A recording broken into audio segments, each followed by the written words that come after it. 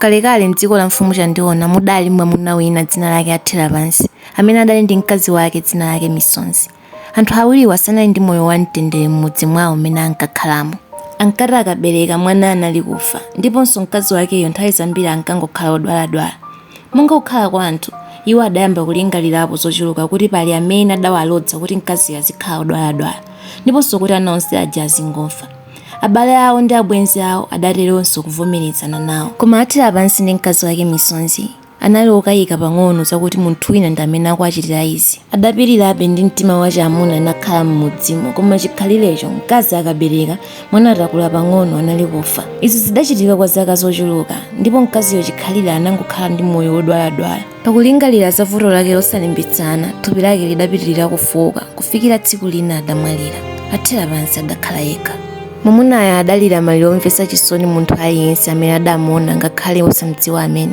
Pakulingalira kutha kwa ana ake kuti akadapanda kutha nkumwalira bwedza atakhala ndi kamudzi kake, ndiponso pakukumbuka za kumwalira kwa mkazi wake Misonzi, ayi ndithu Athera Pansi Misonzi nkangogwa pansi ngati madzi.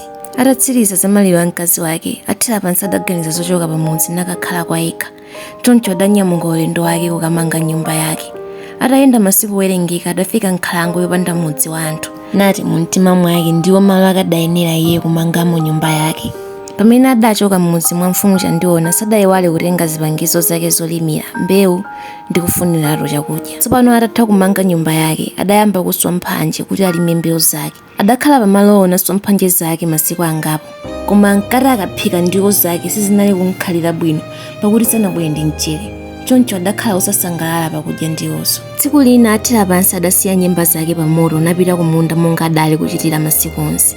Kumbuyo kwake atachoka kudabwera chimbalame chimene chidafika pamoto paja pamene Athera Pansi adasiya ndiwo zake. Chimbalamecho chidayima pambali pa mphika nichikutumula mapiko ake.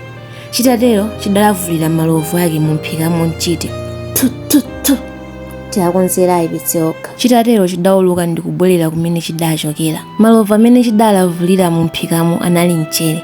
Motero nyemba za Athera Pansi zidakolera mchere kotero zidali zokoma pokudya. Masana Athera Pansi monga masiku onse adabwera kudzadyera. Atafika adaphula ndiwo zokuti azilawe ngati zapsa. Mene adalawa adadodoma kwambiri kumva kuti zinakolera mchere pamene sadatsire mchere konse. Adayamba kuyang'anayang'ana mapazi kuti pena adalipo wina adabwera kudzatsira mcherewo kapena adafuna kumupha ndi mankhwala. Atalephera kupeza mapazi adati, kaya ndi munthu afuna kundipha palibe kanthu ndafa kale. Nanga mkazi wanga ndi ana anga ali kuti? Si Athera Pansi onse mwa dzina langa.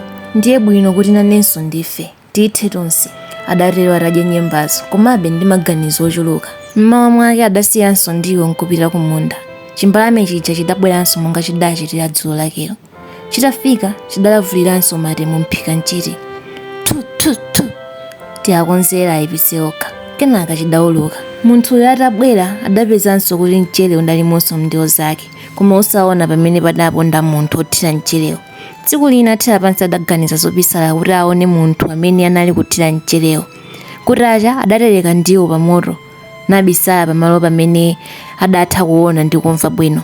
Patangopita kanthawi kochepa chimbalamecho chidabwera monga mwa masiku onse nkuthira malovu pa mphikapo ndipo chidati tu tiakonzera ayipitse okha nichiuluka. Athera Pansi adadodoma kwambiri ndi maonena chimbalamecho. Pokalawa ndiwo adazimva kukolera mchere nazindikira kuti ndi mbalame imene inali kubwera ndi mchere, si munthu ayi. Usiku Athera Pansi adalingalira zakupha mbalameyo nayesa kuti m'mimba mwa mbalame adzapezamo chimchere chimene adzakhala nacho masiku onse. Naganizanso kuti pena chimbalamecho chidzathawa ndi mcherewo. Mamawa adasiya ndiwo pamoto monga masiku onse nabisala. Chimbalame chidabweranso monga mwa nthawi zonse nichichitanso tu tiakonzera ayipitse okha. Chisanatsirize mawuwo Athera Pansi wautaya kale mkondo nabaya mbalameyo nifa. Koma chisoni mmene adarumbula mkatimo adangoona magazi okhaokha mopanda mchere.